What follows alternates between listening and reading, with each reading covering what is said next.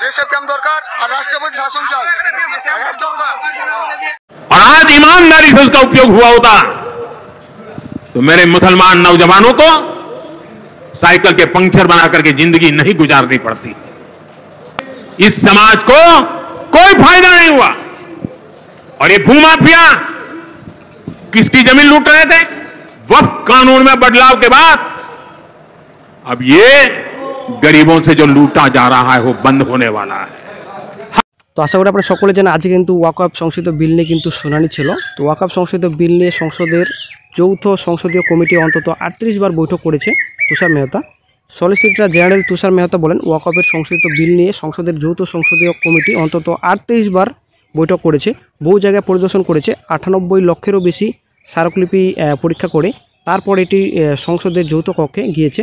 সবশেষে আইন পাস হয়েছে। ওয়াকফ বোর্ডে হিন্দু সদস্যদের থাকার বিরোধিতা করে সওয়াল সিবালের। ওয়াকফ বোর্ডে হিন্দু সদস্যদের থাকার বিরোধিতা করে সওয়াল করেন আইনজীবী কপিল সিবাল। প্রধান বিচারপতি জানান 2 জন হিন্দু সদস্য থাকতে পারবেন। পাল্টা কপিল সিবালের বক্তব্য, বলা হচ্ছে অন্তত 2 জন অমুসলিম সদস্য থাকবেন।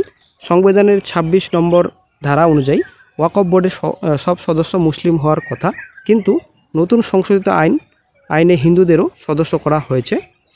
সংশোধিত আইনের কয়েকটি ধারায় উপর স্থগিতাদেশ চেয়েছেন আইনজীবী সিংভি। সংশোধিত আইনের কয়েকটি ধারায় উপর স্থগিতাদেশ চেয়েছেন আইনজীবী মনু সিংভি। এই প্রসঙ্গে দেশের প্রধান বিচারপতি সঞ্জীব খান্না বলেন, এ বিষয়ে আমরা পরে দেখব। দিল্লি হাইকোর্টের বিল্ডিংও ওয়াকফ সম্পত্তি বলা হতো, প্রধান বিচারপতি বললেন। দেশের প্রধান বিচারপতি বলেন, দুঃখিত, আমরা বাধা দিতে চাই না, তবে আমরা শুনেছিলাম দিল্লি হাইকোর্ট ওয়াকফ জমির উপর নির্মিত। আমরা বলছি না ব্যবহারকারীর সমস্ত ওয়াকফ সম্পত্তির দাবি ভুল, কিন্তু বিষয়টি উদ্বেগের। কোনটা ওয়াকফ সম্পত্তি কোনটা নয় তা জেলা শাসক কীভাবে স্থির করবেন? সওয়াল সিবালের। নয়া ওয়াকফ আইন অনুযায়ী জেলা শাসকরা স্থির করতে পারবেন কোনটা ওয়াকফ সম্পত্তি কোনটা নয়। এ নিয়ে কপিল সিবালের সওয়াল, প্রশাসনের প্রতিনিধি হয়ে কিভাবে জেলা শাসক তা স্থির করতে পারেন?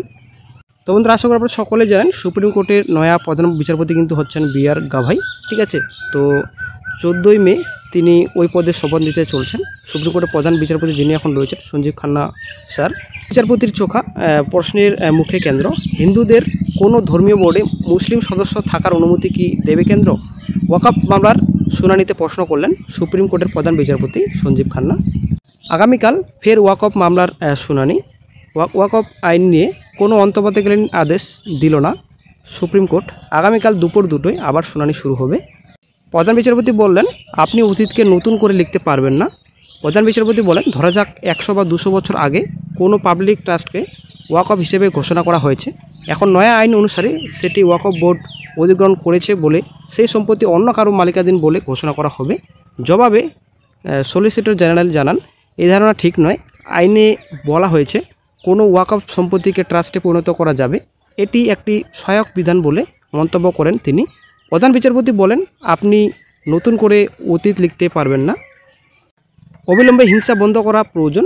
সংশোধিত ওয়াকফ আইন পরবর্তী অশান্তি নিয়ে উদ্বিগ্ন সুপ্রিম কোর্ট। অবিলম্বে হিংসা বন্ধ হওয়া প্রয়োজন, মন্তব্য প্রধান বিচারপতি সঞ্জীব খান্না। আদালতের ঘোষিত ওয়াকফ সম্পত্তি আপাতত ডিনোটিফাই নয়। আদালত কর্তৃক ঘোষিত ওয়াকফ সম্পত্তি আপাতত ডিনোটিফাই করা যাবে না। এই মামলায় বিষয়টি শুনানি চলাকালীন আদালত কর্তৃক ওয়াকফ হিসাবে ঘোষিত সম্পত্তি তা ওয়াকফ বাই ইউজার মাধ্যমে হোক বা ওয়াকফ বাই ডিড মাধ্যমে হোক ডিনোটিফাই করা যাবে না।